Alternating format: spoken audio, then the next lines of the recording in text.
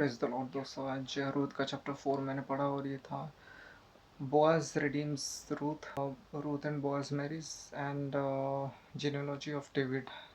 तो इसमें ये बताया गया कि जिस रिडीमर के बारे में बोआज ने बताया था रूथ को उस थ्रेशिंग फ्लोर में, वो रिडीमर आ रहा है।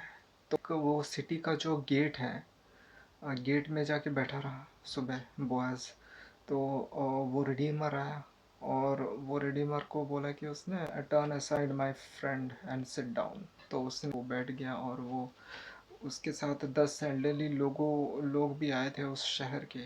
तो उनको भी बोला बैठने के लिए, सारे बैठ गए।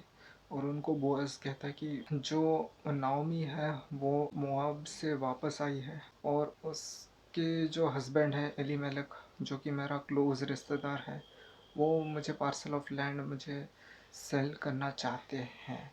वो सेल करेंगे। तो तुम रिडीमर बन सकते हो। अगर तुम्हें पसंद नहीं आया तो तुम्हारे बाद मैं ही एक रिडीमर बचा हूँ जो उसको ले सकता है। सिर्फ वो पार्सल ऑफ लैंड और रूथ को भी उसका हकदार होगा जो भी रिडीम करेगा। तो उसने कहा कि अगर मैं इस ये को मतलब रिडीम कर लेता हूँ तो मेरा जो जीनियोलॉजी में इम्पेयरमेंट आएगा, मतलब ये डैमेज हो जाएगा, मेरा जो इनहेरिटेंस डैमेज हो जाएगा। तो मेरे जो पीढ़ियाँ हैं, पीढ़ियों में कुछ नुकसान होगा। तो इसलिए मैं नहीं मतलब इनहेरिट करूँगा, मैं नहीं ये लैंड को लूँगा, तुम ही ले लो। क्योंकि शायद वो ही उसके जो जीनियोलॉजी में आता होगा बॉयज़। तो उसने ले लिया और उसने कहा कि उन सभी एल्डर्स को सबको चिल्लाकर कहा कि आप सब ने देख लिया, आप सभी विटनेस हो कि ये जो लैंड है, पार्सल ऑफ लैंड है, ये मेरा है और रूथ मेरी पत्नी होगी। और नाओमी का मतलब जो उसका जो इनहेरिटेंस है, जो परपेचुअन्स मतलब कंटिन्यूटी होता है, इसको मतलब बॉयज़ को अभी मिल गया।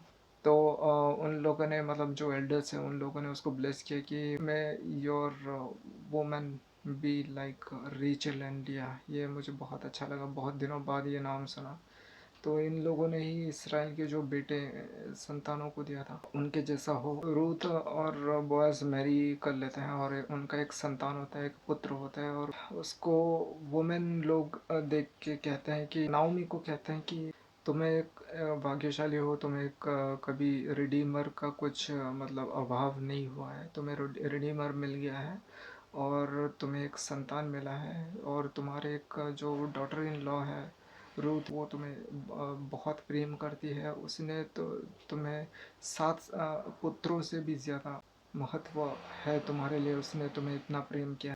प्रभु तुमको आशीष दे और इस संतान को भी आशीष दे। तो ये उन्होंने कहा। वो नाओमी उस पुत्र की संतान बन गई, उसने अपने गोद में ले लिया। बेटा का नाम था ओबेद।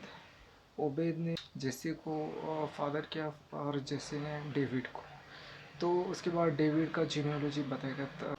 पेरेस ने ऐसे होके सालमोन आता है, सालमोन फादर करता है बोअज, बोअज फादर करता है जेसी, जेसी लास्ट में डेविड। बस ये सब बताया गया था।